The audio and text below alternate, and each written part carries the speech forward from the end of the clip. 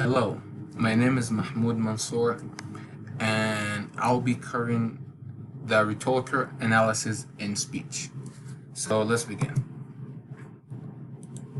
So in today's agenda, I like to keep it brief and short and entertaining. So we'll be going over first the rider and the elephant, and we'll get into that later and what does that mean. And then we'll be covering Roderick and its strategies. Then we'll have some examples and see how it works in action. So in the beginning, we'll go into the rider and the elephant. So in 1751, Scottish philosopher David Hume, in his book An Inquiry Concerning the Principle of Morals, said that you cannot change a person's mind using only logic and reasoning, which might be shocking for some of you guys, but you cannot do that. He said that we as humans are intuitive animals, that we appeal to our emotions, like we're attached to our emotions and we follow what it says. And nowadays, a new philosopher, Jonathan Haidt, in his book The Happiness Hypothesis, confirmed what David Hume said, saying in speech, in order to convince someone, you have to convince their elephant in order to convince the rider.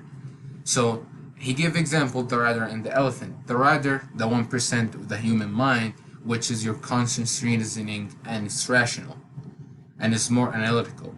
And the elephant, which is 99% of your brain, which is intuitive and emotional.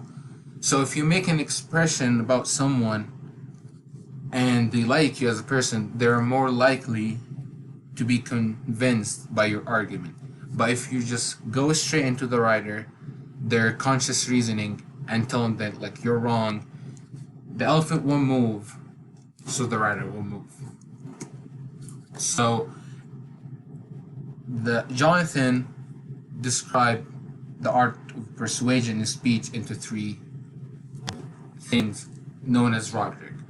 So what is Roderick, you might ask? Roderick is the art of effective persuasive speaking or writing, especially the use of figures of speech and other compositional techniques, which are ethos, pathos, and logos.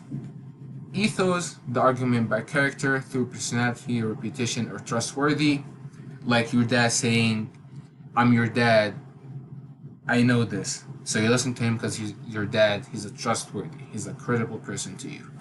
Pathos, an argument by emotion through the sense of identity, self-interest, or sentiment, as we usually see in commercials or ads when they use either young kids or kids with diseases, or sometimes we use celebrities. And logos, argument by logic through reasonable claim and offering proof, which is we see a lot in debates where they bring research and actual statistics. So we'll go over some strategies that you see but you might know the name of. So first of all, metaphors and similes, phrases such that uses as or like a lot. They're mostly metaphors, like you're as fast as a tree, or your argument as clear as the sun, or as bright as the sun. And appeal to emotion, when you appeal to someone's emotion using stuff there, like when you go to your mom asking her to go out, saying, "Yeah, I cleaned the dishes, I organized my room," you're appealing to her emotion for you being a good kid. And third one, common ground, which is usually used in business and speeches, where you establish common ground where both the speaker and the audience can have benefits from it. And inductive reasoning, where you use claims and you build upon them. So for example, if you say fair trade agreements raise the quality of the wheat producers, so it will help the farmers, that's inductive reasoning. You build the point on top of the other.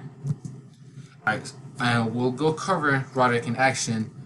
In a speech, we'll cover the 1962 JFK John Kennedy speech of the State of the Union, and we'll focus on the use of ethos, pathos, and logos, and other strategies and how he used them in his speech.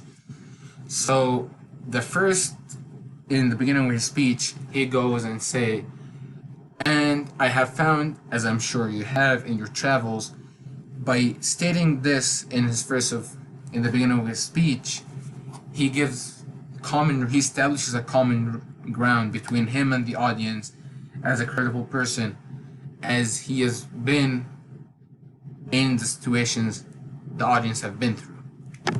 He also goes on saying, we began the year in the valley of recession, we completed it in the high road of recovery and growth. In this statement, he establishes his credibility by saying, like, in the beginning of the year we did that and we're here now. So he's establishing his credibility. Thirdly, when the youngest child alive today has grown to the cares of manhood, our position in the world will be determined first of all by what provisions we make today. In this sentence, he appeals to the emotions of the audience, making it care, because everyone cares in the audience about the young kids and the future of the children. More of the strategies he used, we can see here a metaphor that he uses, but recession is only one enemy of a free economy. He uses this statement as the US was coming off World War II in 1945, and people are still attached to World War II and what happened in it. So he's given a metaphor about how recession and inflation is like enemies to our country and we need to fight for them. He then uses logos, saying the number of major surplus labor in areas have inclined from 101 to 60 non-agriculture employment by increased by more than 1 million jobs, and the average factory work week has risen to well over 40 hours. He here supports his argument, supports his speech and the points he's making by including statistics that he knows, including numbers. So he started with creating a common ground, then appealing to their emotion, and ending up with the logic to help engage the audience with him and build the trust that he needs to then provide them with the points that he wants to make. And that's it for today's presentation. I hope you like it, and next time you're on your phone, you're trying to convince someone in your debate class, model you in, or trying even your parents to go out, just keep in mind how you can use ethos, pathos, or logos to achieve that. And thank you.